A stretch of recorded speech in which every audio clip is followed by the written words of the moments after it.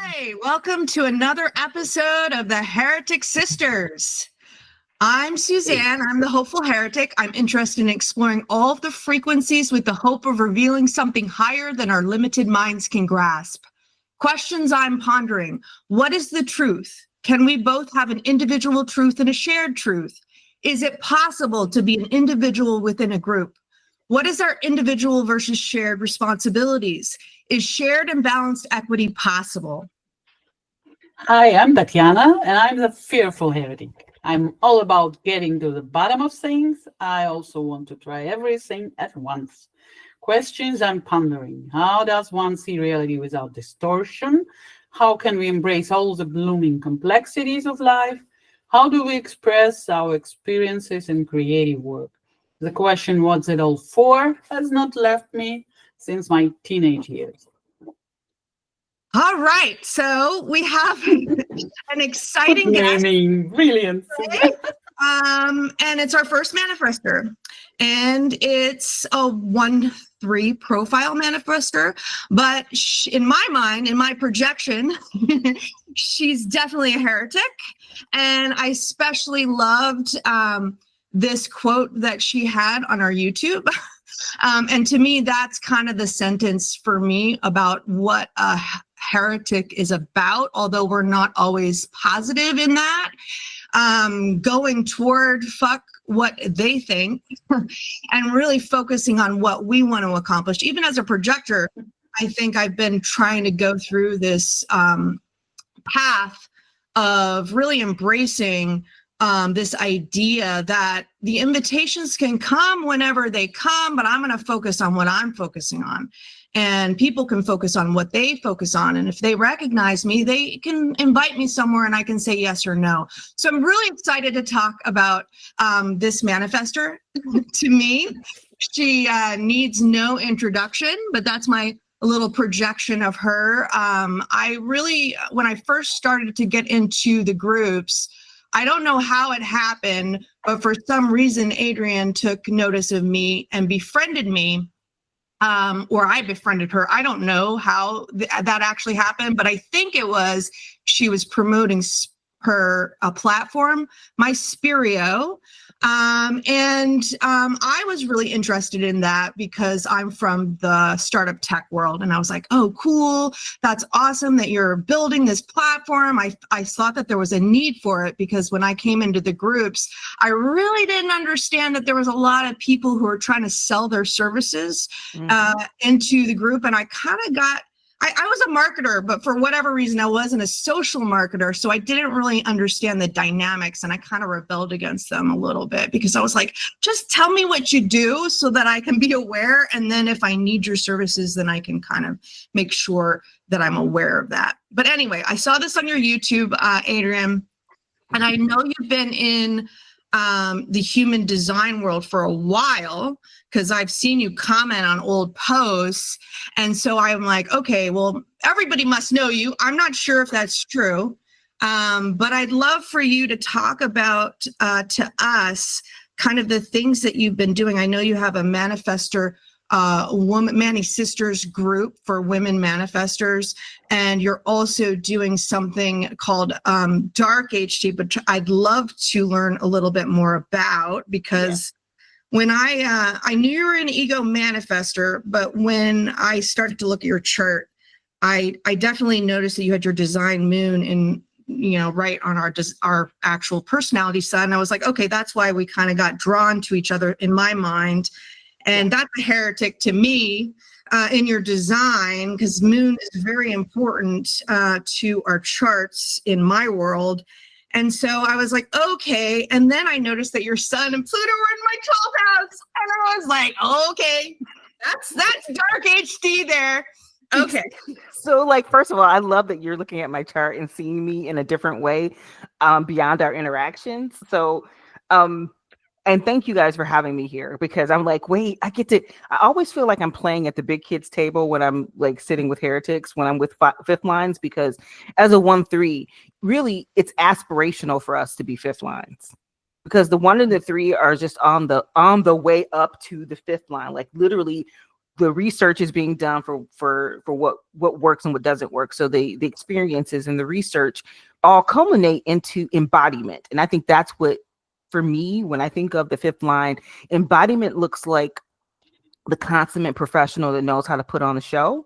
And I have literally just 2 fifth lines in my profile. And I work those because I recognized immediately how important that the heretic energy is, the fifth line energy is, because it's future facing. And it has to be unafraid, because it is part of the introduction of novelty. And so as a manifestor, being able to connect with that energy is always in my best interest. And so some of my best associates have been particularly projectors, fifth line projectors. And so I always tell people this, like, hey, much of my refinement is coming through fifth line energy, fifth line people, and attuning to the idea that you gotta, sometimes you gotta pop out and show people something completely different, and to go against the grain. And even sometimes for me as a manifestor, recognizing that there's a grain happening and understanding that if I jump into that flow and go with it, then I've just released all my power. And that sometimes it's for me to stand at the shore, watch that flow, and say, okay, well, how am I going to do this different? I want to dam some of that. I want to change it. And so that's kind of like all the little projects you see me do. And I call them little because as a manifestor, I don't think in terms of like, I'm going to build a thing. I just think I'm going to start something, and we'll see if other people pop into it or not. and being like holding it loosely for me, because I am not here to actually universalize anything. Not Adrian, not the 1-3.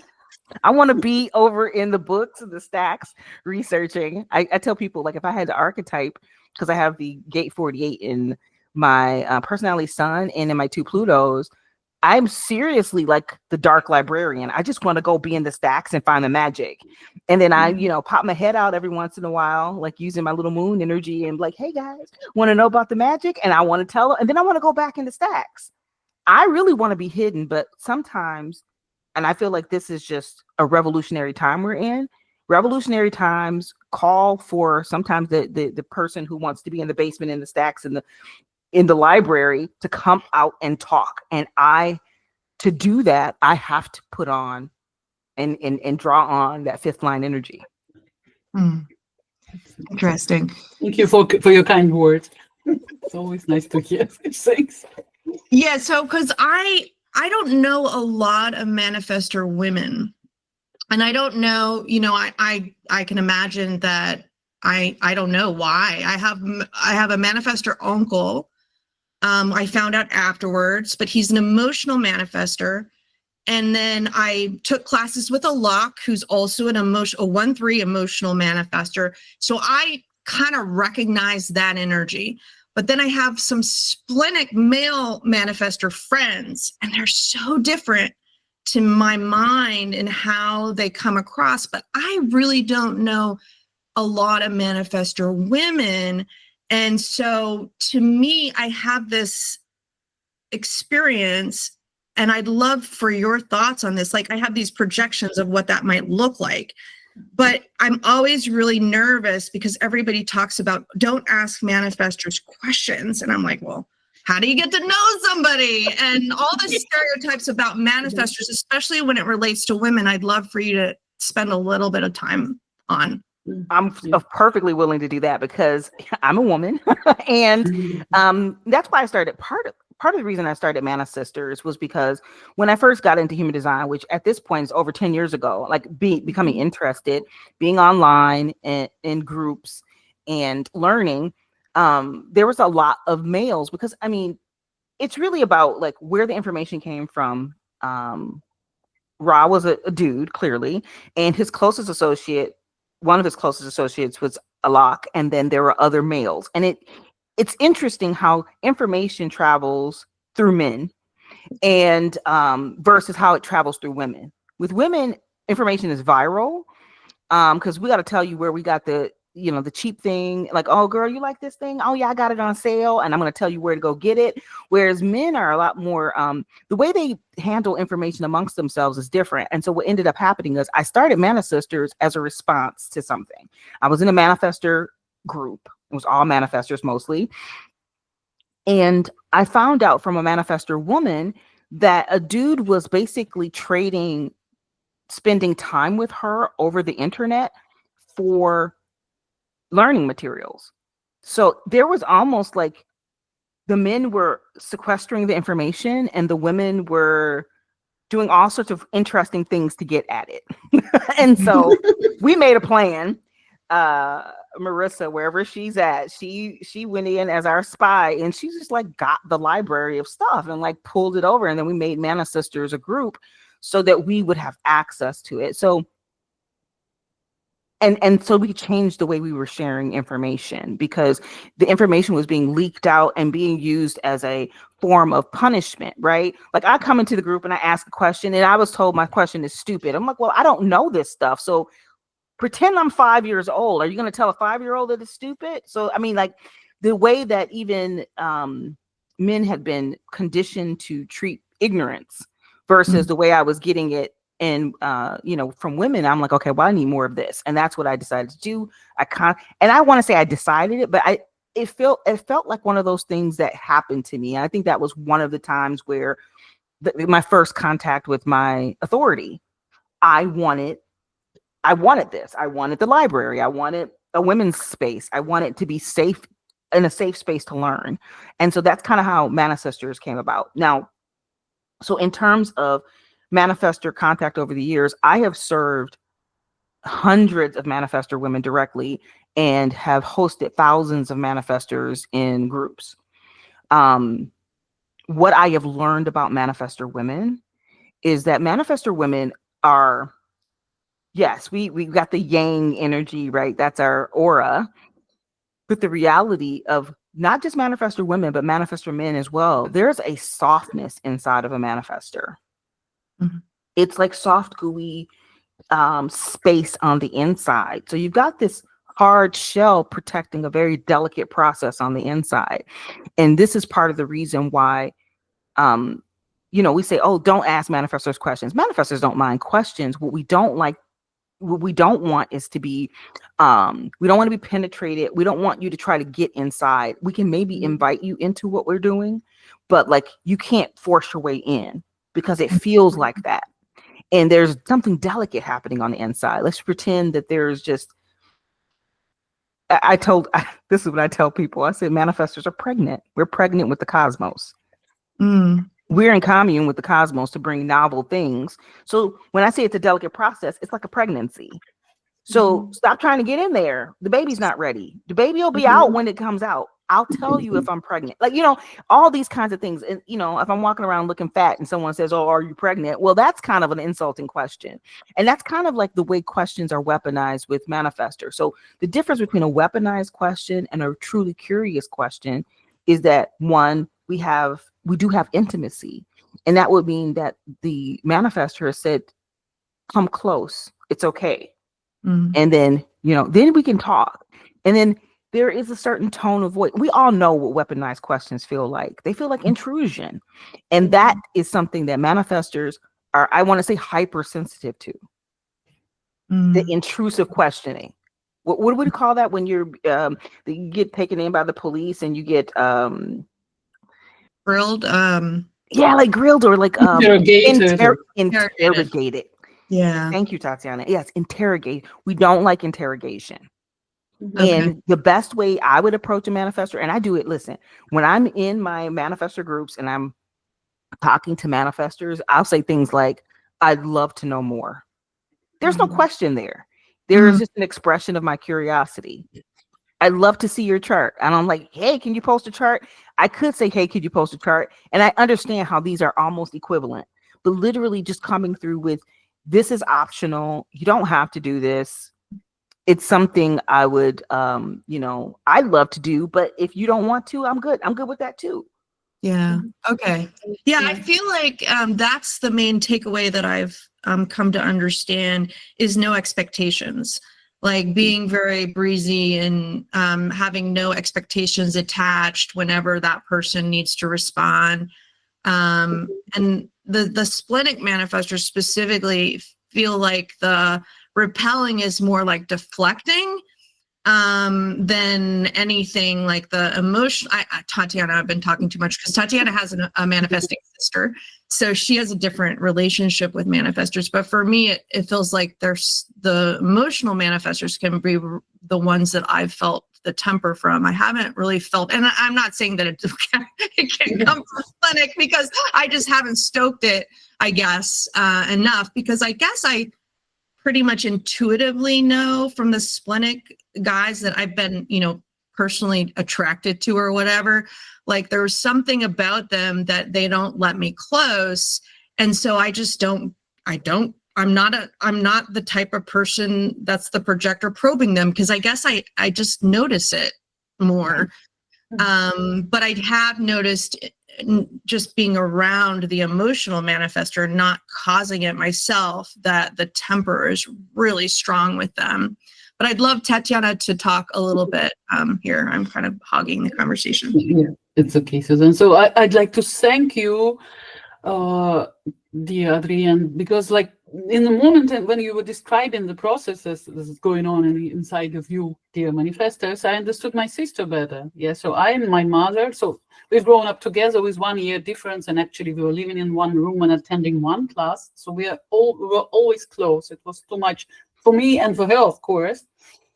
And mother is also a projector, so we're trying to interrogate her time to time. Now I understand how it works, and she's like pushing us away, but it's normal for her. Then comes a day when she's ready to talk. Then she's opening and she's really gentle with us. But when we do it prematurely, like too early, when we receive only push. That's what I remember from my childhood. She was pushing me away, but it's okay. It was quite normal. Now I understand why. Even if you have to live together in a 12 square meters room, yeah, and then one cool class and have the same friends, like you're locked with each other. Of course, she was pushing me away, and that's how I felt it. But actually now, I would make a notice for myself in this communication. Sometimes we are really open with each other. Now, when she is ready, when I try to grill her, I receive nothing in response. She can simply do not answer my messages because she's not ready. It's not time. Yeah. So thank you for helping me to understand it so clearly. And thank you for reflecting that back, because I understood exactly what you're saying. For me, I was the youngest of a lot of kids. Like I have 9 brothers and sisters, but I was almost like an only child because I was far like younger than everyone. So I didn't have to have that constant energy around me. But I can imagine, especially, this is what, like, I reflect this back to projectors. Like I very rarely encounter projectors who aren't really sharp, and like manifestors are sharp, but I feel like projectors can be very just, very smart, very really understanding how the underneath of a system works. And then you got the manifestor. We talk about this opaque aura, like, oh, you can't see in and see what's going on. Do you understand? We're inside this aura. We really can't see out either. I really think we, I've heard people talk about like ADHD and neurodivergence and being on the spectrum. My father was a manifestor, and literally being able to see and react to social cues. Like I am not that good at it, because I realize I'm just not that good. And I've been with my daughter, who's a projector. My daughter's a 1-3 projector. We're both on the cross of tension, just different versions. The combo. But she's the best, because sometimes I'm like, I sometimes rely on her to be my eyes in social situations, because she sees what I'm not seeing. I'm in there like just bouncing around, just blind. I don't doing my manifest, saying the wrong thing to the wrong person, and she, in her way of seeing, she's able to see better. And that's partly why I think like there's a beautiful chance for there to be a great relationship between manifestors and projectors. But I do think that a lot of times, in the sense of the way that I'm seeing human design portrayed out in the world, that there has to be some sort of conflict.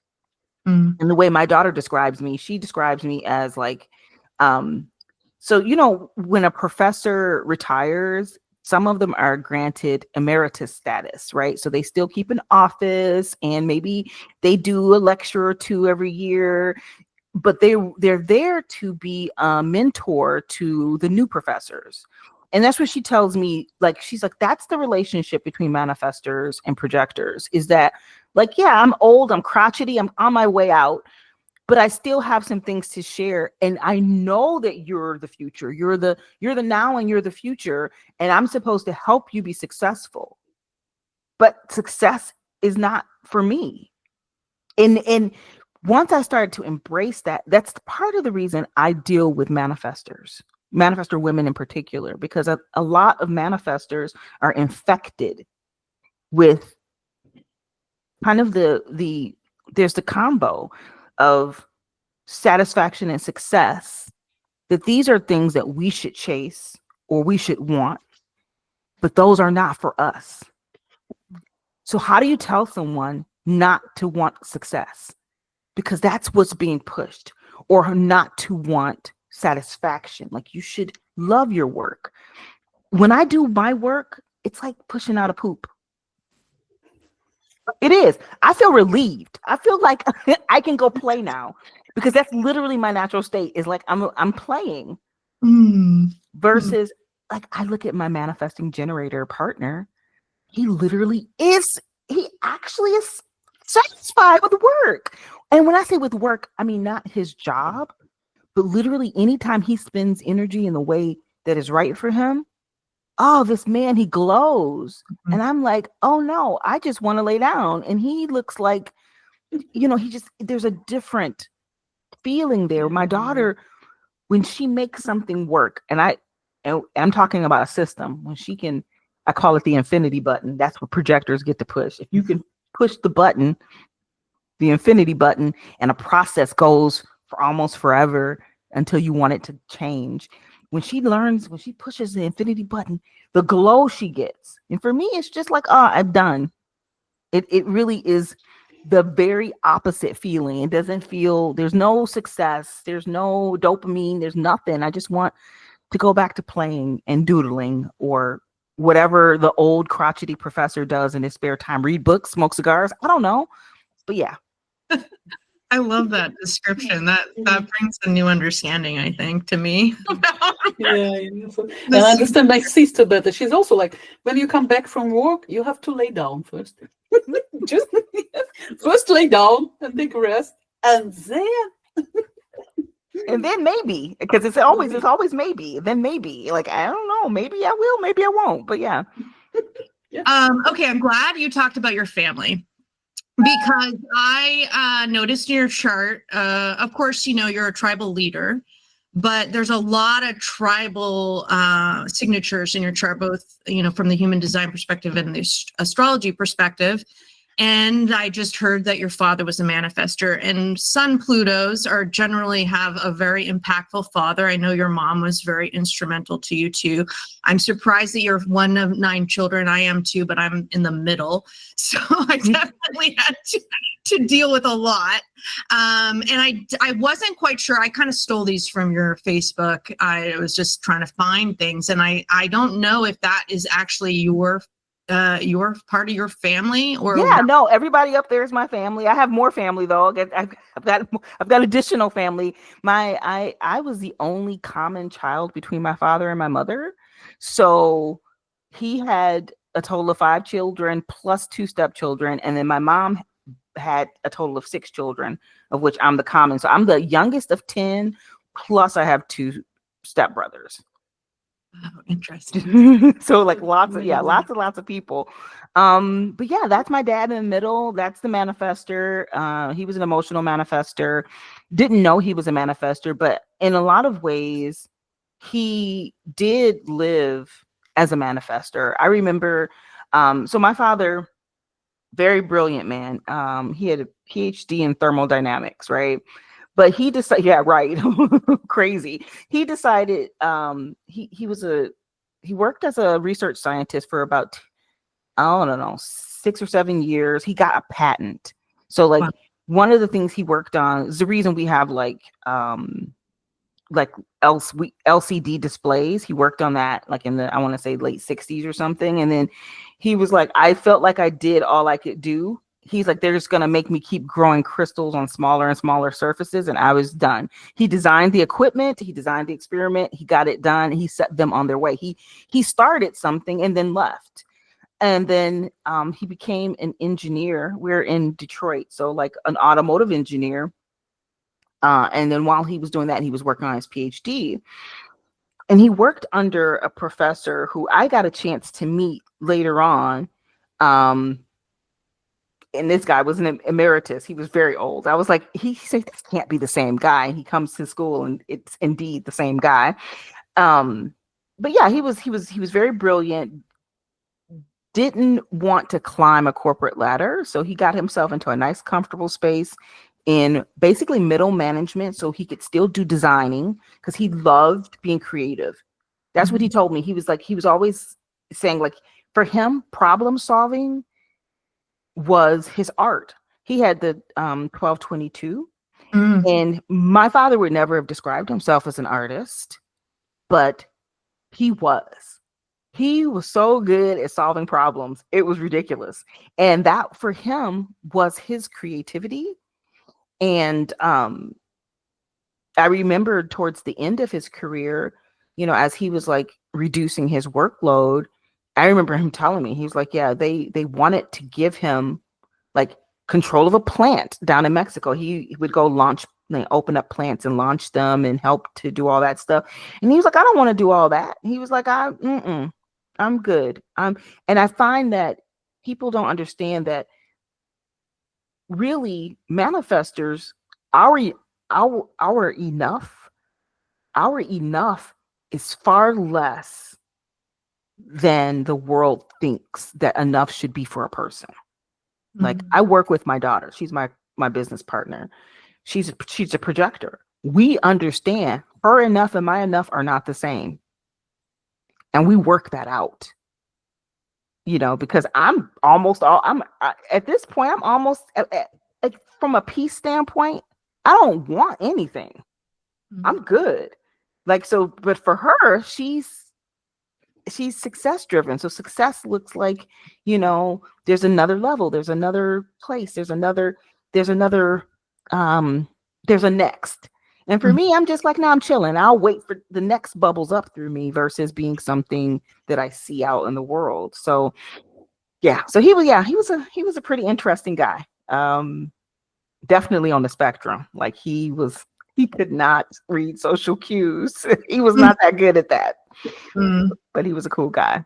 And then my mother. So that picture you see, that's my mom at the bottom with the all the people, and that's all of her 6 children.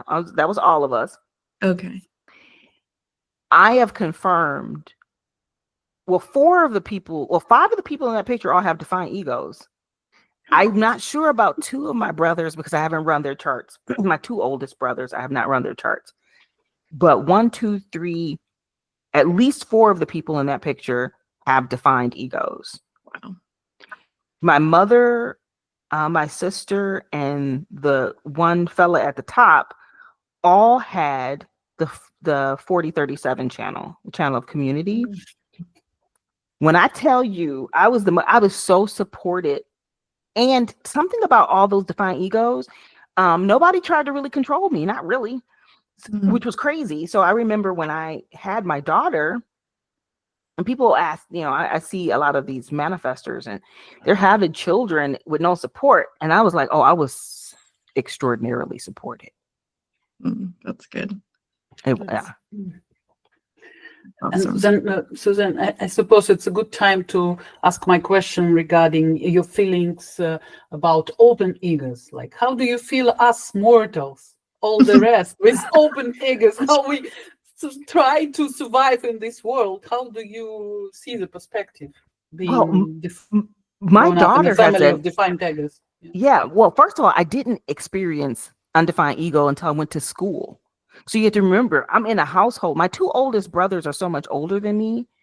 they were adults before they were already adults by the time I got to be like 4 or 5 years old. They're 15 years older than me.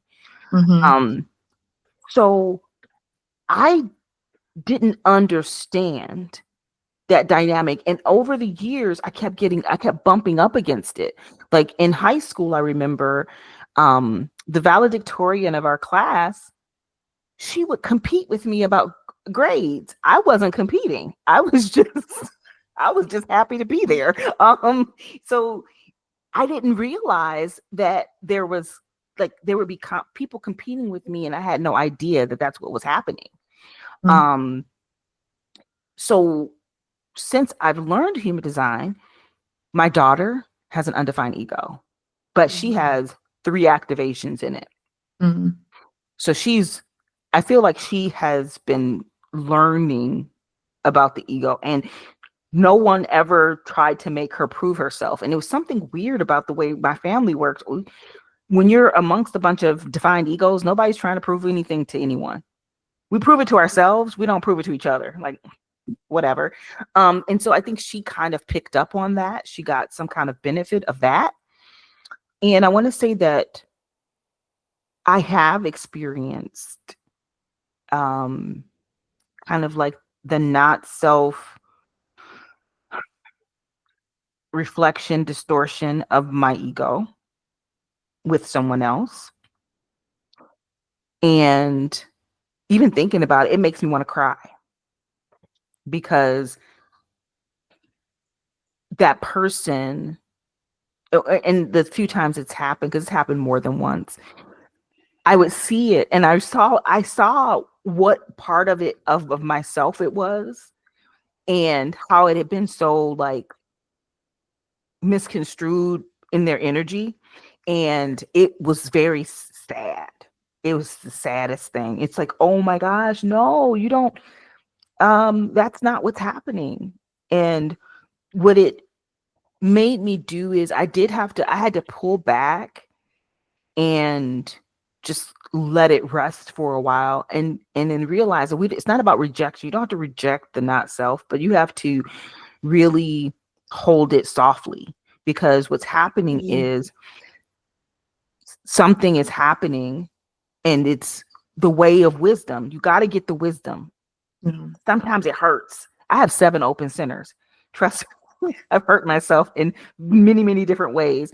So when you see someone, it's like, yeah, when I've experienced it, it's just been, for me, I've had to soften and maybe sometimes retreat, because impact is felt when you leave. So I leave a lot, but like softening, yeah. I feel like Tatiana and I both have open. I have 2 receptors, and Tatiana only has 1. And I feel like the 44, the 26 to 44 connection is the hardest for me. But I often feel like the sacral is where I get tested the most, and the ego, for whatever reason, maybe I avoid it. I do have a hard time with people who I guess don't have very healthy egos. And I started to notice that more specifically when I learned human design and trying to figure out what it was in myself. I noticed that I did for a very long time live trying to prove myself in a variety of ways. But it's so weird to me, because it feels to me, it is about self-worth, but it has nothing to do. I was never a competitive sports person. I never really cared about that shit, but it was more about, well, I want to be paid a certain amount. And I want people to, or I question my intelligence, or, or I climbed that ladder in my professional life at startups, trying to prove myself to get paid or recognized, I guess, to recognize that self-recognition. Yeah. But the ego has always been so confusing to me. But I think it might be easier when it's not connected to the receptor. Yeah. And I'm going to add a little bit to that, because I had and it's not just my theory, because it's my daughter and I, we talk human design. At this point, it's been in the it's been in the house. I won't not quite half her lifetime, but a long time. So she's very fluent in human design, and we've been talking about this. And we think about the G center as the place where all the roles are. But I think that like the G center is like our general roles and directions, our compass, this kind of thing. But these are generalized roles. And I do think that the ego is almost like a tribal role. And if you look at the four gates, you know, those to me are like ways in which we can be valued in the tribe. Are we the shaman of the tribe? Are we in some way, I call the 26, we know it's the trickster and it's the salesman, but are we the influencer of the tribe? You know, are we leadership? Mm-hmm.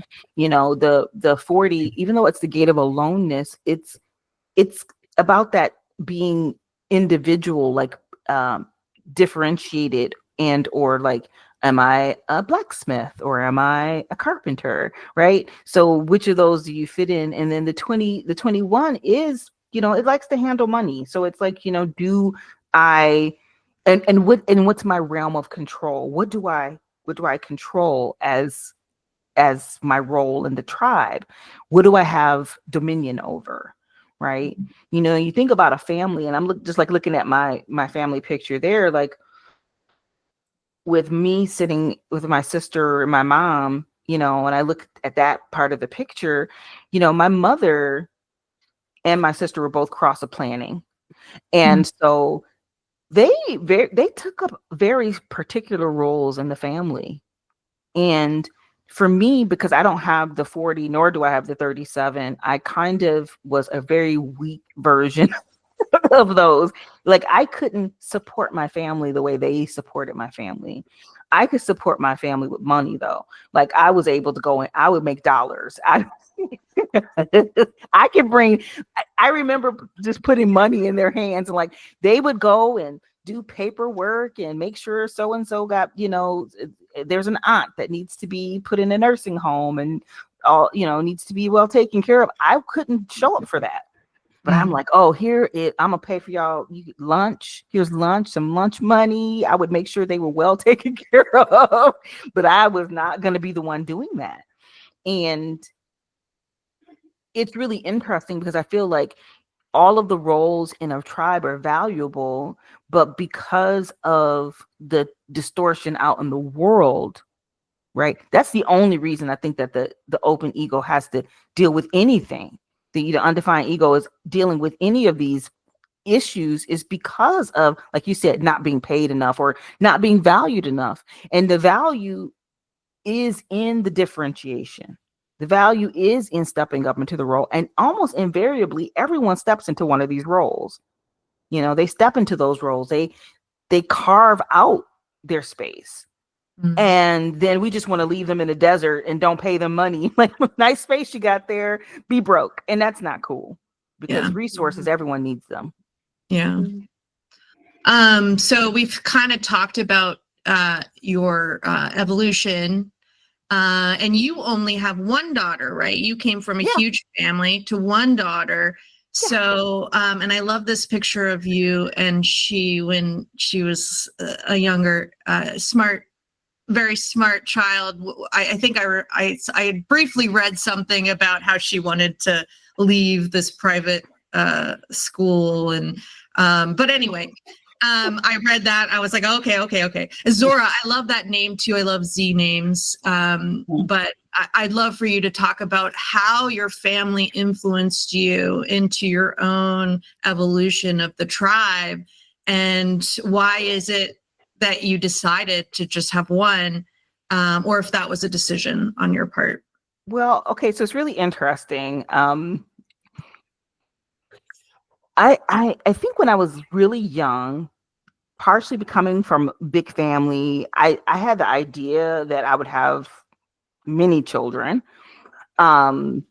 And probably it was just because I was surrounded by it. Like I have an aunt with 5 kids, you know, it's like just people have children. It was, you know, we were coming off the baby boomer generation and everybody had tons of kids.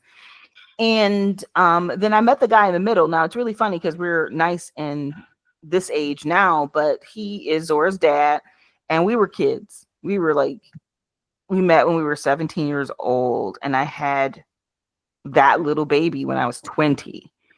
Absolutely too young to know anything. and if I were to say, like, why didn't you have more children? Partially was, I would say one of the reasons might have been that I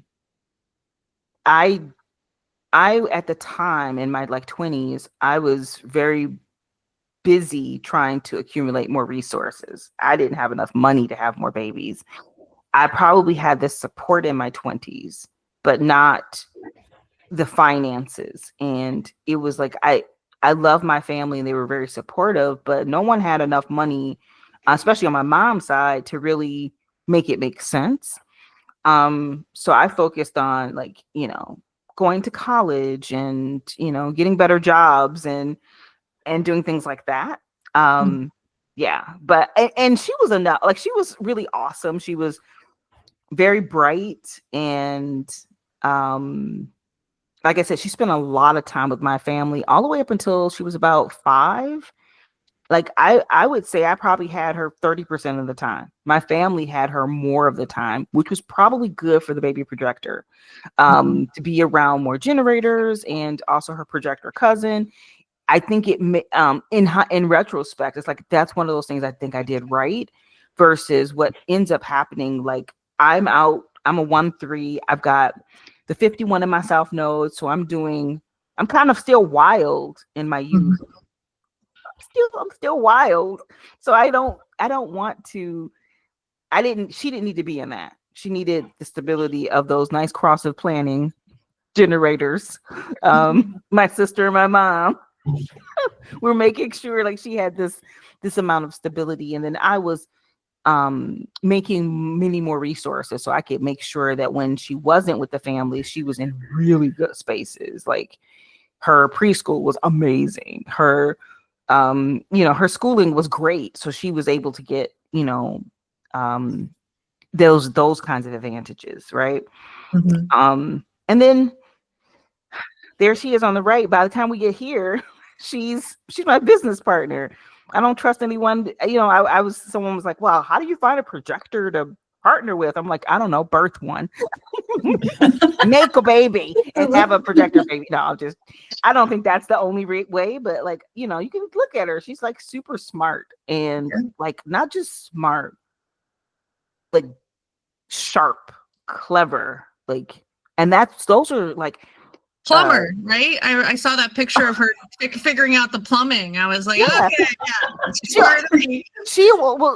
I just feel like she's like the person that reads the directions. Like, she's going to figure it out. If it's something to be figured out, and she wanted that water filter so bad, so she was gonna make it happen. And I'm like, okay, well, I'll pay for it. And then she makes it happen. And then so the dude in the middle, that's the manifesting generator. He's a 6'3". And we have the same 4521 channel. We're born about a month separate, and he's got like lots of Scorpio placements. You see those dark glasses? Like, he's really a dark guy. Like, he's very dark. And I will say that the last 4 years, because we were apart for 21 years. Right. So, like, we broke up, like, even on that picture way on the left when the baby's on my lap, we had been separated for at least a couple years at that point. Like, we were no longer together. And for us to have come back together in our like in our 40s, this has probably it's been a very challenging relationship, but it has taught me to be a manifester more than any other interaction I ever experienced, because I found out by being in close proximity to a generator. Just to let you know, like, during all of my 20s and all of my 30s, Zora and I just lived together. So we didn't have a Penta. We didn't live in, like, Zora did not grow up in a Penta. She didn't grow up in one of those. We there was no sacrals in the house. Mm. We had a lot of space. Mm. So we were almost never in each other's aura even. So like going from that to Great. living with a person with a sacral, Adjustment. Be a switch. Yeah. I thought I had deconditioned my sacral. And then I had to, like I said, you know, when when I was around that person with the undefined ego, and it was like, oh, this is sad. He had to see me sad. He had to see me actually burned out. Yeah. And I did at 22 months of figuring it the hell out. And then I emerged on the other side much more clean as a manifester. Mm. Wow, that's an interesting story. Yeah, an experience. I understand. I guess I didn't understand because I'm married to a generator, and I split up with him in my midlife transits, and I decided, I think just this house or the previous one, I was like, I need my own room. And that was when I took space of myself. And I grew up in a huge family. And so I had only been living by myself 2 times in my life. And I really loved it, I remember. But I never had the resources for it. Yeah. And so it was like claiming that space again, you know, felt really selfish. But it was only until I did that we could come back together, because once I separated from him, he started to own his own stuff. So here we go. I am currently sitting in my apartment. My house is 2.5 miles that way. Okay. So yeah, that was one of the great lessons of being with this manifesting generator, is that that house was not big enough. And now I always had a separate room. And now the room that Zora, because Zora now lives at this apartment, the room that she had at the house is now my other office, because I needed more space. And people were like, well, how is he going to deal with that? I don't know. I didn't know. I was not 100% secure. And I think that there's this idea that as a manifestor, I open a weird door and I know what's on the other side. I don't. And I didn't know. I was like, I don't know if this is going to break us up or whatever, but I know I can't be here in this intensity, because he's got some of the most intense generator channels. He's got the 515. Oh, and he's nice. got the 3457. Okay. and it's really interesting because you had to go through your midlife transits and get the breakup. I get to my midlife transits and get the relationship, because my north nodes are in the 57. I was free and breezy my entire youth. And it was all of a sudden I'm like, I got to do a relationship? Like this is so much. And it started to, you know, there's this intensity that happens, especially I think with a sacral and a non-sacral together. It's almost like the residue builds up in your undefined sacral, right? Mm. And what that looks like in your everyday life might look like, for me, it looked like I wasn't as creative.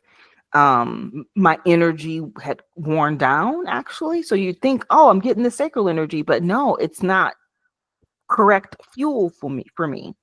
Yeah. And then there was we started this podcast and you mentioned the word expectations, right? So when you're living with a generator, like I say, this is one of the things I say that a generator is doing to a non-sacral, is they're poking them to see if they're alive, because we're not giving off that life force vibe that they get from sacral to sacral.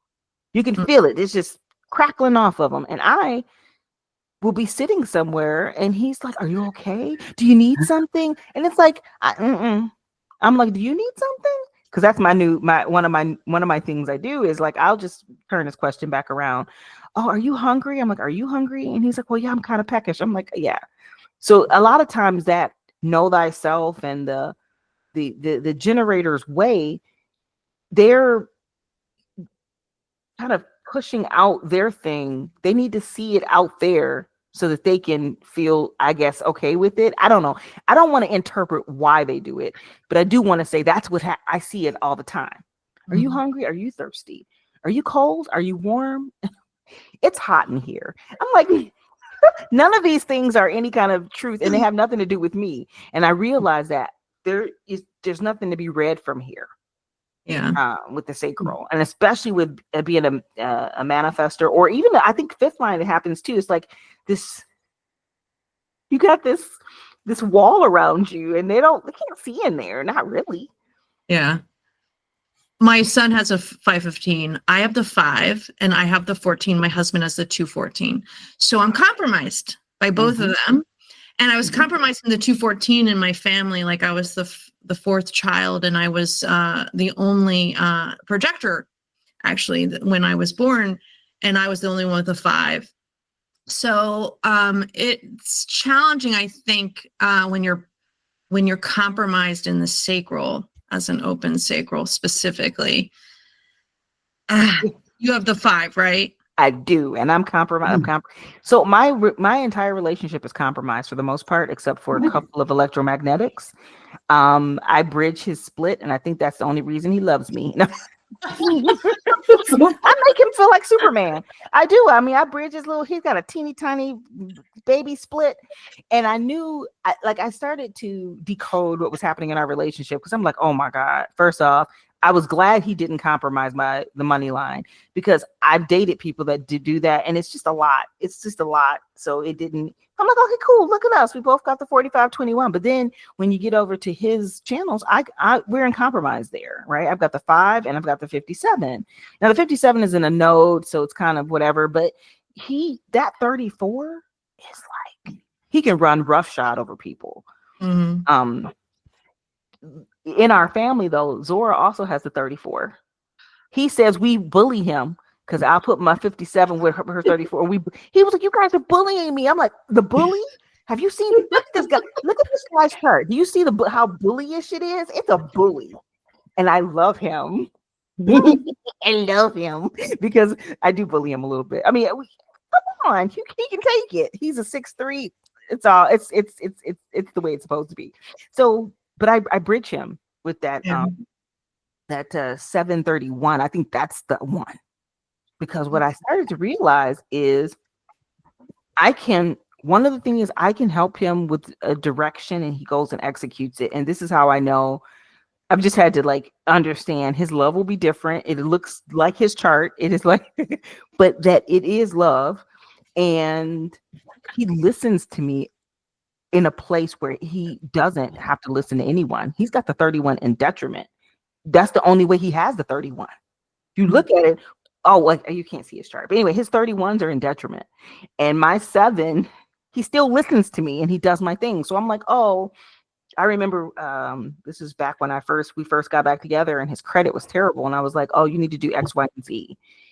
And you have to be really careful with generators. You get them on a pathway, and they are like, you can see him. He's got that 515. He'll just beat it to death. I'm like, okay, you're overdoing it. Stop now. But I showed him how to put his bills on auto pay, and how to pay down the debt. And now he just contacted me. His credit score is ridiculously.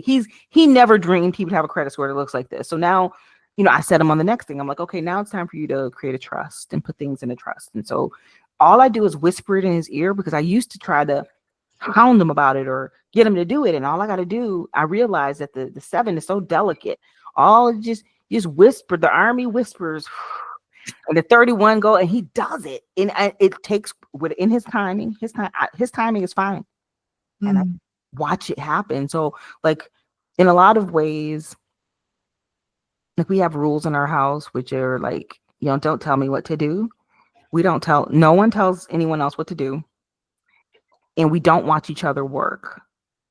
But I do influence him. I'll whisper.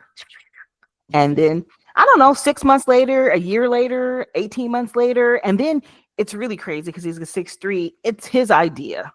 It was his idea all the time. Of course. And now he's leading other people to do it. And I'm like, look at you go. I don't care about credit. Yeah. I just want it done. Yeah. Yeah. So interesting. Tatiana, do you have anything else to ask before we move to the next slide? Are we approaching the astrology part already, or? We're approaching the money. Oh man, let's We talked dive about in. a lot of it. Yeah. Wait, I'm dying because these images are from my Facebook. I can't stand here and like be like, oh, that's not what it's about. No, that's Oh, nice pictures. And your chart specifically has this theme of, extremes of, you can be really flush one day and totally not flush the next. yeah, I mean, and this is part of the reason why I feel like, so because I know that it's really funny. I had to start studying astrology so I could get my understanding together because I love human design. Human design does give you a map of yourself, but I think astrology gives you some context, right? So like I've got all this weird shit going on in my second house, y'all. So you started recently, yeah? Right? Probably like later really, than human design, definitely. Yeah, so like human design almost 11 years ago. Mm-hmm. Astrology right in the middle of my I want to say it was maybe I was 41 years old. So as my Uranus opposition was coming on, I needed to understand way more than human design was telling me. And that's when I got into understanding the houses and what these influences were. 2008. That's what I feel at the moment. Yeah. So this need is known to me. Yeah. Absolutely. 2018, Pluto opposed your Mars. That was probably around the time that something happened, right? I have all these dates. Like, what happened here? What happened there? Oh yeah, and it was really, for me, it was a time to get real. So for me, like I grew up in poverty, which was interesting because I had a father who was wealthy, but he kept his resources away. My Chiron is in Taurus and gate 27. We could talk about that. So like even though I had a relationship with him, his resources, I was almost always treated like not like one of the kids.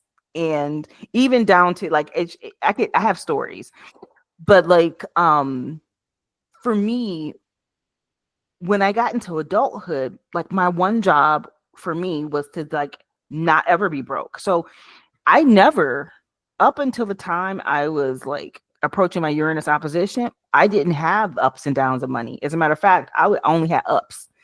I would have ups and ups and ups, and these weird opportunities would come my way, right? Like, so a friend of mine wanted to buy my car, and I sold him my car, and the last $100 he wanted to give me a product to sell. I was like, bro, I don't feel like selling a product. Doing that got me onto eBay. I sold $40,000 worth of products on eBay in like 8 months, and at the time I was making good money, so I was like, I take Zora to Disney World. We're gonna do wild shit because I got money. And that I would hustle. I would do these things where I'd have side money. And there was a point in time where like Zora was sick. The way she grew up was like she was used to being like there's a drawer full of cash. There's maybe $3,000-$4,000 in there. You can just get money out of there if you want. Or I remember one year.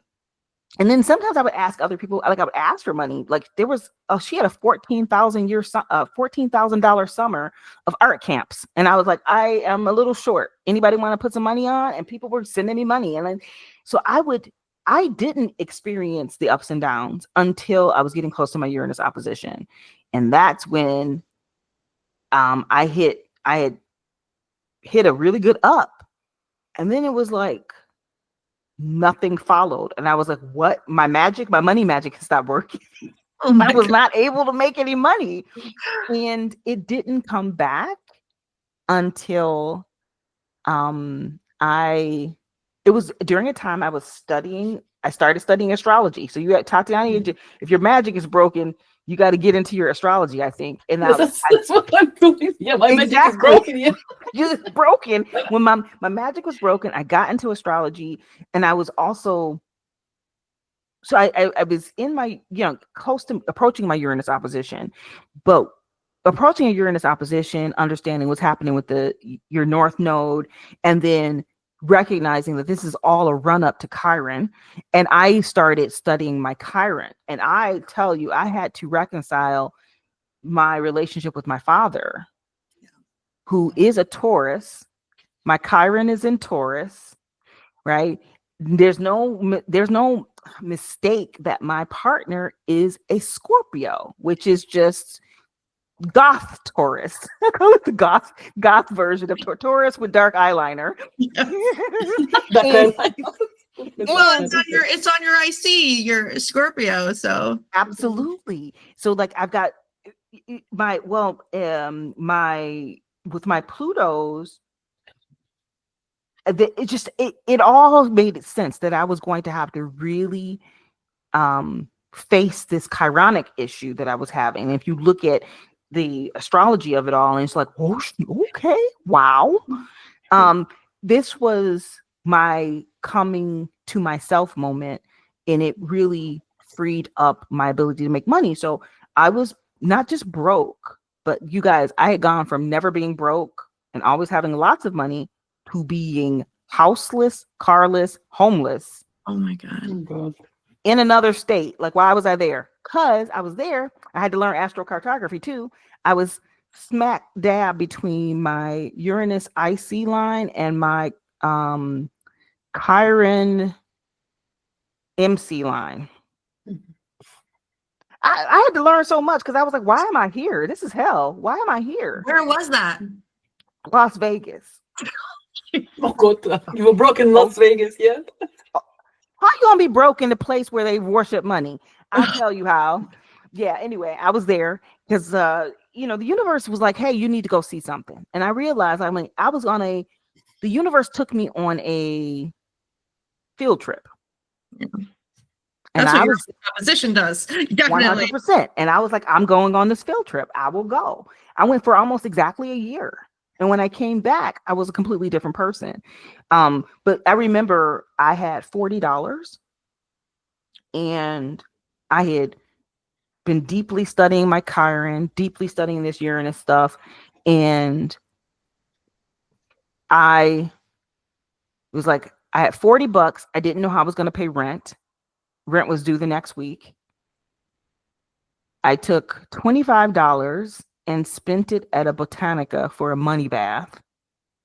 I washed myself and my place down. And then I got to work and I birthed something. Mm-hmm. And at the time, what it was called was the Chiron Keys. It was my first ever online course. Mm-hmm. And I spilled everything I had learned. At the time, it was crazy. So I'm by this Chiron line, astrocartography wise. Chiron was in retrograde. I really feel like Chiron was talking to me. Yeah. Something happened. It was almost a channeled experience. And it gave me this wisdom around this wound I had. I was walking around bleeding. And this is why I couldn't make money. And the thing about Chiron is, yes, the wounded healer, but babe, if you don't share the medicine, you gotta share the That's the only way it works. Chiron, I don't give a damn what your Chiron is. If you don't, you almost have to open your mouth and share the medicine. If you don't share the medicine, it won't work for you. So I shared the medicine and I put a ticket price on it and people paid. It was crazy. I got 15 people. Mm-hmm. I went from $40 on a Tuesday, well, actually $15 because I spent the $25 on the money bath. That next Tuesday, I had over $2,000 in my bank account. Oh my God. It was saving my ass. And I was like, oh, sharing the medicine is going to save my ass. Oh, so that, okay. I don't get to stop sharing whatever medicine comes. Okay. So you were talking about money and how you sold the Chiron course. And that's amazing. What do you think is, I mean, you haven't even hit your Chiron return. Do you think you're done with that lesson? Oh, no, I think the lesson is developing, right? So I think everything having to do with our life cycles, it almost feels like the old Polaroid pictures, right? And it's just like you shake it, but like you're waiting for it to develop. And for me, I had to understand and this was right before my Uranus opposition, like my actual date of. So I'm like 40 years old.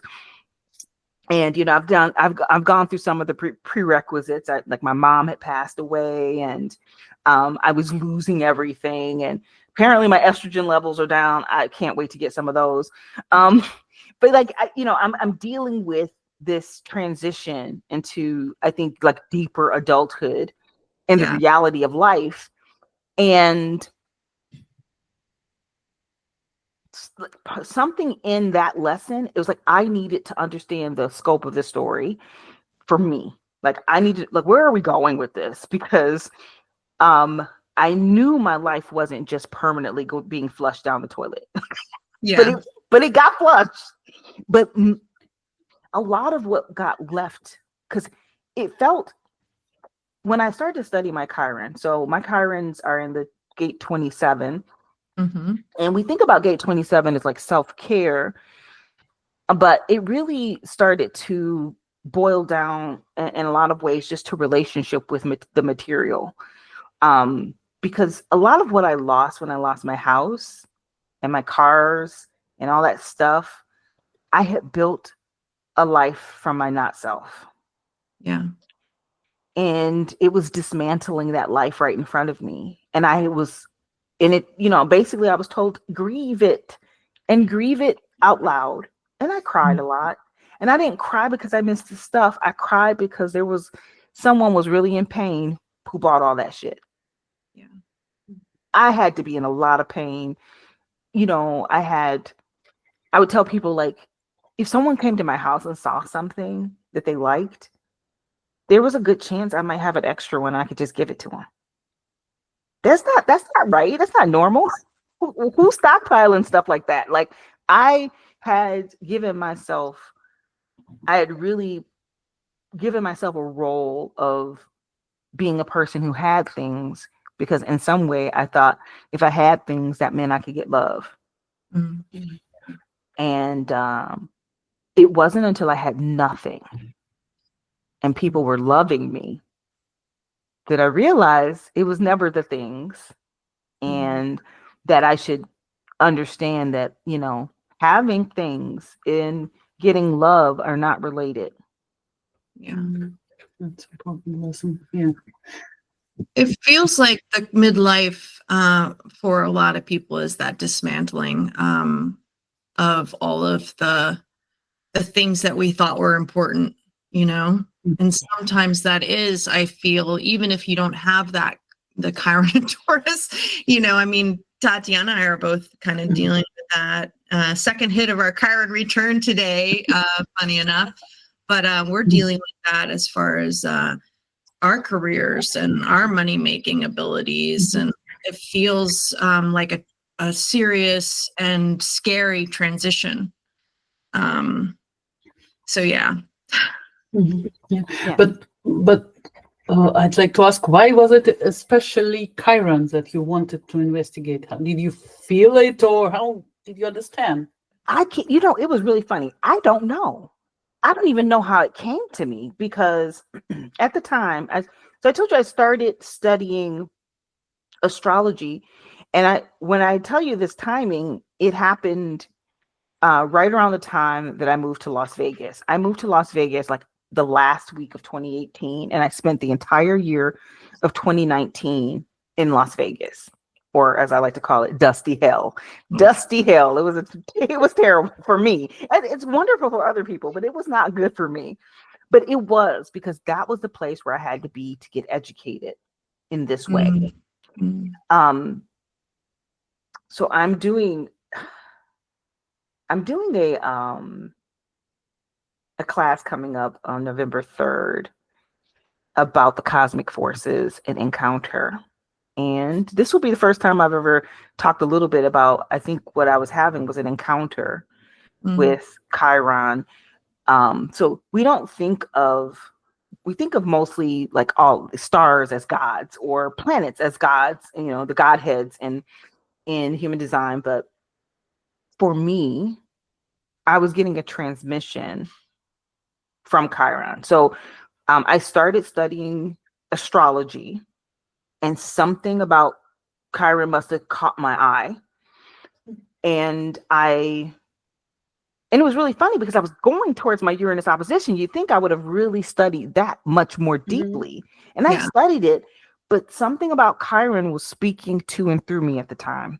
Yeah. And it was teaching me in particular how to understand and distill the medicine from Chiron. And like I started doing Chiron readings. This would have been inside of 2019. Okay. Yeah. I'm in Vegas in the most terrible time of my life, and this is what I was doing. And for me, I don't have a reason why, because no one was talking about Chiron returns really. Especially not in relationship with human design. It's more recently, like nowish, that I'm even hearing people really talk about it, or maybe in the last few years. And for me, it was like a fire under my ass. It was like, oh no, you need to understand this, and you need to get this now, because this is quite important to your journey going forward. And for me, it was very much about, I was not going to be able to have my material needs met if I did not meet this wound directly. Yeah. I started to study Chiron too in the starting of this journey, right after my Uranus opposition. I went into astrology. I didn't know anything about astrology. I mean, I knew I was always into sun sign astrology and stuff like that, but I came in also in a Chiron course. And then I heard about, I started studying astrology, and then I heard about human design through an astrologer. So it is something around that Uranus opposition, specifically for me too, that happened. So that's interesting. Tatiana, no, not for you though. Yeah, but like the first ever course I bought in astrology is a small one from Lunatic Astrology Lady about Chiron. And I found out that it is in a 4th house, and it totally explains everything what I do. Okay, I can get it through human design, but there, like, I receive it better. Like, it's more clear. The first one ever, I bought it 2 or 3 weeks ago.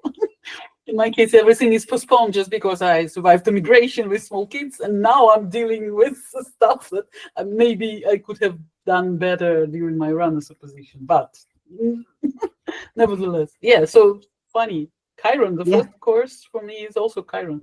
Yeah, I think for me, it's like it was so interesting because I had to get into the mythology, and then to understand what I was really looking at, like this kind of this melding of Piscean and Virgo energy, right? Because to be a precise surgeon, you got to have the Virgo, but to go into I would call it like almost the dream state, you have to have it's such a powerful concept to work with. And that was something that I needed at the time. And I needed to understand how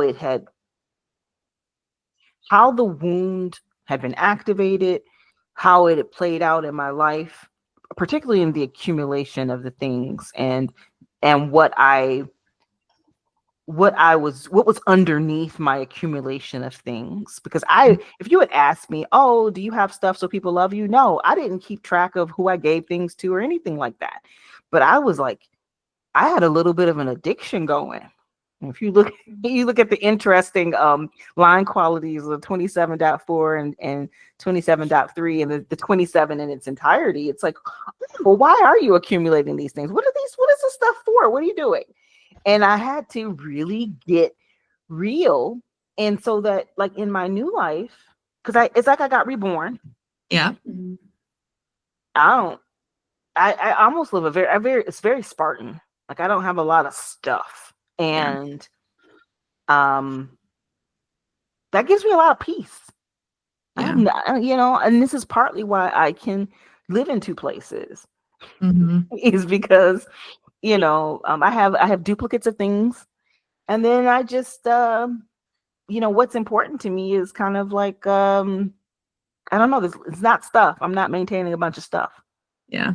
Well, I know we're running really long, so I had wanted to talk about the human design, but I kind of want to go to the chart because before we talked about this, I had written down some dates, and your Mars squares your nodes, and also it's very important. It also rules your South node.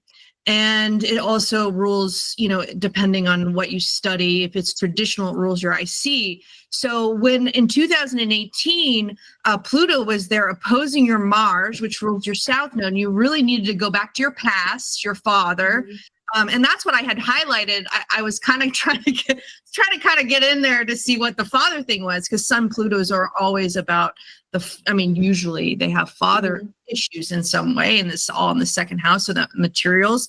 And then, so that makes complete sense to me, because then you've got to go to your Venus. That's the ruler of your North node. It's in your first house, and it's about you. But I wanted to read the Sabian symbols because they're so interesting, the ways that different traditions kind of describe it. But the Mars Sabian is belonging to a community, carries duties of conformity and obedience, which are emphasized by religious protocol and ritual, sanctifying a code of contact. So it's almost like all of these things that and you probably were beyond this, but it's like, okay, what do I do for society? What do they expect of me? From the Mars position, it's in the 11th house. So it's about community. It's kind of related to your family, but the Venus Sabian is also about recognizing your roots, and also revering the roots, but from a different perspective, not around, okay, what am I supposed to do, but really honoring those roots. So I'd love to use. It's really funny because you were like, are you beyond that? No, I do think that is actually very much so playing a part in the community that I'm building for Manifestor women. So I think that Manifestors, it's really interesting you're talking about rituals, because we've been working on something, because what I have learned is that even though I don't think I was very big into ritual magic, I studied a lot of ritual magic in my younger years. I've always been into the occult and into the esoteric. And so what I have really come to recognize is that, especially for manifestors, quite frequently, it is very helpful for us to engage in rites and rituals, because we have to actually change our consciousness in the midst of a world that is focused one way. We have to actually be counter to that. And to be counter to that, sometimes you need rituals or symbolic things to keep you over there versus in the midst.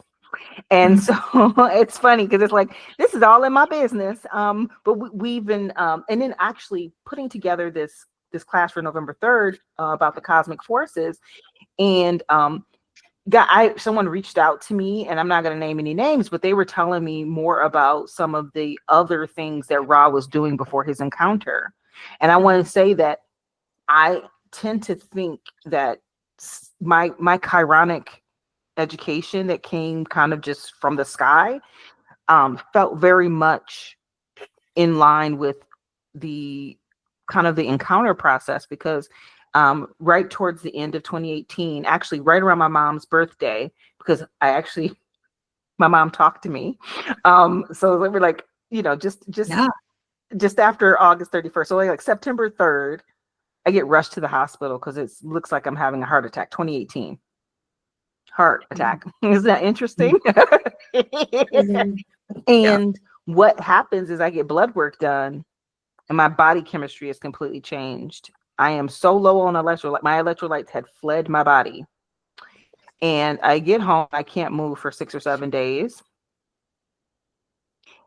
And there was the beginning of my adventure and some interesting things that happened. So like, I don't always talk very publicly about the paranormal parts of my human design journey, but I always tell people shit gets weird. If you don't want it to get weird, I mean, I think life is weird anyway, like the whole idea that we are alive and all the things, but it can get weird. Yeah. And it got weird for me. Mm. And I'm grateful for the weirdness. And I'm also grateful for the rites and rituals that were there for me to help me to navigate. Yeah. Well, you've got a Uranus going over your midheaven soon. Okay. Yeah. Yeah, thank you for being so open with awareness, because the experiment is not only roses and white rabbits running around you. You can get a real shit. Real shit. Like, amen. I love when people are doing different things. And I think, it's sad when people want to treat human design as some kind of traditional Bible, and that's the only place you can go, because he certainly was not a traditionalist, and he was he was a heretic. And it's like, when people just glom on to something like that, and it kind of twists what the real essence of what he was doing is, just bizarre to me. So I just love when somebody's coming out and doing something, just pushing it. That's why I've always seen you in that heretical point of view, and also kind of a cheerleader, which is like not what I think of Manifestor. So it's a weird thing. You've got the mix in your chart too, because you do have that real lucky part of you, and optimistic and all sorts of things. And then you got the 29-degree Scorpio IC. So I mean, there's a lot. Yeah, it's a lot. I'm very complex. And I tell people this, like, I reconciled my darkness and my light. Yeah. They live together in peace inside me. Mm-hmm. I love that. I love the fact that I could be an angel and a bitch. I get to be both. And, when I think about all of the people who make human design into almost like religion, right? Something that you've tied yourself to. We got to remember that many of the people who are the holders of the tradition came out of the ashrams in India. They came from, Osho's tradition, which was very much so, they were very tied into each other. They were definitely bound to each other. And think about, people talk about Tantra. It's like, Tantra is can be very binding, and you think about all the tantric channels, those are the bottom of the penta. You think those are the pentagates, penta channels. So you're looking at the things that tie, the ties that bind. And I don't have all of that. I just have a little smattering of this and that. And I'm not afraid, because I already experienced something that put me somewhere else. I felt I didn't die, but like literally being rushed to the hospital because you're having what looks like a heart attack, it does something for you. It does. It does something for the way you appear in the world. Yeah, I can imagine. So how do people find out about your course? So the course, I could that would just send it to me. I'll put it below the episode. Thank you. Yeah, and it will be available for replay afterwards. I'm super excited about it, because and actually the most important thing though for Manifestor women, if you're listening to this, if you listen to the Heretic Sisters, and I'm going to be pushing this podcast to all of my manifestors, because honestly I think that heretical ideation is a necessity for manifestors. Even if they aren't truly heretics, they have to understand they have to be iconoclast. You have to go against the grain. So listening to heretic voices is really important. So find me at Manifestors on YouTube. I'm Manifestors TV. But if you look up Manifestors, even in Google, you're going to find me. You're going to find us. Come be in the community. Cool. Tatiana, do you have anything? I kind of sped ahead and I want to make sure you didn't have any other questions. I know that you have to go. Thank you very much for everything and for lessons you taught today. Yeah, I've learned a lot. Thanks it was million. great. And good luck with everything you do. Thank you so much. Thanks. Thanks. All right. Well, we're going to go to our judgments. Feel free to drop off and we'll talk to you soon. Peace. Yeah. Thank you. Okay. Judgments. That's something. Okay. What do we have here? Do you hear me? Yeah. I'm here. Yeah, that's okay. You're here. So my computer shows some crazy sense. Yeah. Okay. So I prepared unexpected stuff for myself. First of all, for my judgments, as I traced, there is an attempt to create a documentary about human design and to present it to Netflix. First, I understood that it was the next Netflix was filming on Ibiza with some of the RAS pupils.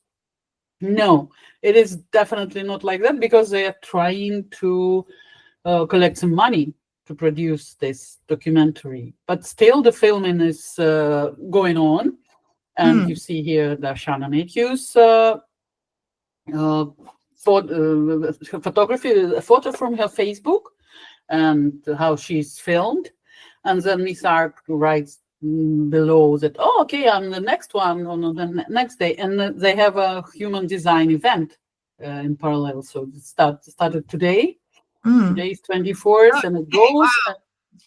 Yeah, and then I noticed that Mary Ann was there and Teresa is flying there. So, okay, it's a kind of gathering. What is going on?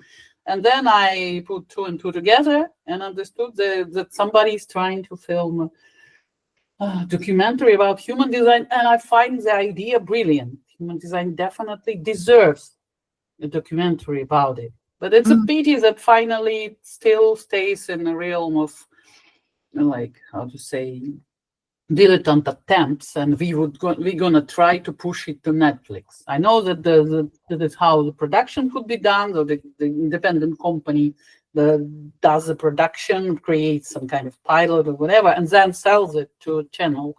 But it is not that huge interest from the side of Netflix. So maybe they would succeed with selling it to Netflix, maybe not. But hopefully we all would profit from all this stuff that's going on. Can you switch to the second slide? Just for all of us to understand what persons most like. So this is the lineup of the event on Ibiza. But I suppose all these persons would be involved in documentary. There's something to... They definitely have something to say about the history of the event, of the history of human design. And you see, so Richard Beaumont and Martin Gratinger, of course, Leila Swan-Hebert, and of course Nisark and Teresa. So these names are well known to us. The people who supported Ra, who surrounded him during his human design journey and his first years and later years and so on. So let's hope something good comes out of it. But like, good luck to everyone involved, and looking forward to see what comes out. Yeah, it's interesting because on one end you see something that could have a positive spin, but very easily it could turn into a negative spin.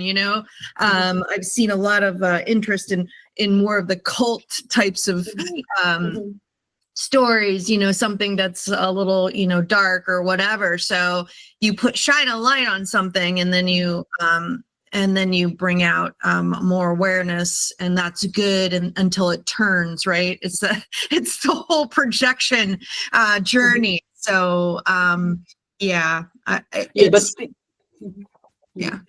In peace, they would just film everybody and their story in human design. That would be definitely interesting for me, because we would become different perspectives. And for example, Andrea Reiko will think that way, and Richard Beaumont saw it that way. That's nice. That's the approach would be useful for us all. We would definitely benefit from it.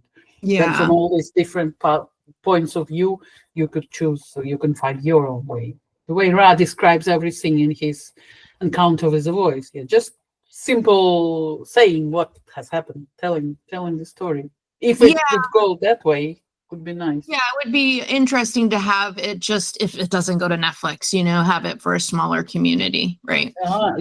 You do think, okay, let's see. No, I meant like if it didn't, like I'm just saying, as if it didn't go to Netflix, the worst case scenario would be that people would be able to get it in the community, the story, because we have text, but we don't have a lot of like the video stuff together, right? Mm-hmm. Yeah. So that's my take. Oh, nice ladies. I love them. I do too. And I was like, what am I going to do? I've been really busy. So it's like, what am I going to do for my judgments? And so I've turned to you as the movie watcher, in my small little downtime with my partner. I watched this video, which was about Mary. It's a documentary, and it's kind of loosely based on the scandalous life of, I can't remember, Mary Lou something. I can't remember. She was the school teacher who seduced her student, basically groomed him, they say. He was so young. It was such a crazy story. And then she ended up having a couple of kids with him. But the reason I wanted to talk about the story, the brilliant actresses just really bring out the psychology, the interesting psychology of someone who is a little bit stuck, I think, in infancy, really.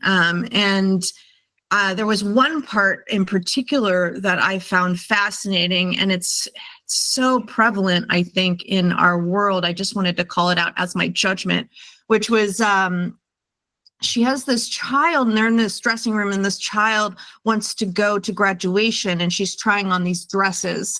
And she tries on this dress that she absolutely loves. She just shines when she comes out of the dressing room, but it's like a summer dress, and it's got really short sleeves.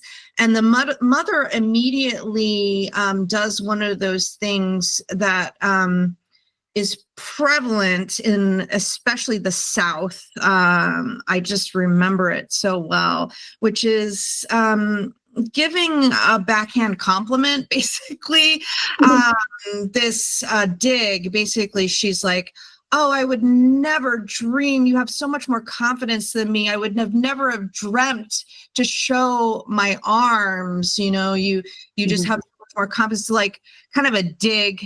And the child just immediately deflates and decides not to get the dress because her mother was pointing out her arms, but in a way that is passive aggressive, really, and you really notice it in there, and so does the other person. You just sort of like, oh gosh, that was cruel, because the child really loves it. And I think for me, and I'm not sure about you, but I grew up in a family that did that kind of stuff, or in an environment that did that kind of stuff, and I always rebelled against it, because I'm a kind of person that wants to bring things out in the open, I guess. I want to be direct about it. And so I would always I would react so negatively to somebody doing that to me. And it's just such an interesting way, I think, especially from the woman's perspective, how we do that to each other, how we don't communicate in a way that's healthy, and we communicate in ways almost like I would imagine somebody with an open center, I guess, that would communicate in ways that they don't really want to cause a ruckus, but they end up really damaging you psychologically because they don't actually face what they really want to talk about, or their own trauma around there. You see her actually wear the same dress that she's condemning her daughter for in later in the movie, which is so interesting because it's like, oh, I'm going to wear this dress. You can't wear this dress. It's just so interesting the ways that our psychology work, and we don't really, we go through our lives and we kind of damage each other because we're hiding from parts of ourselves, or we're stuck in these places that are, from the past. We haven't dealt with the past, and so we're kind of stuck in that infant place and infecting our children with the things we haven't dealt with. So I thought that was just an interesting it's a really, really, really important word for the person who comes from Russia. Yeah, when the passive aggressive are kind of part of already a part of national culture. Yeah, and family culture, of course, and like head over heels in it, in every possible way. And even recently I had a close communication with one person. She's long ago, she left Russia long ago, like 20 years or more. She lives here in Europe, and she's still. First, I didn't recognize what is wrong. Why do I feel uncomfortable in communicating? And then I understood a lot of passive aggressivity hidden in every little moment, and that's why. Because that superficially everything is all right. Yeah. The sensing of something wrong. And I think that's probably what happens to me is I don't really understand it. It confuses me.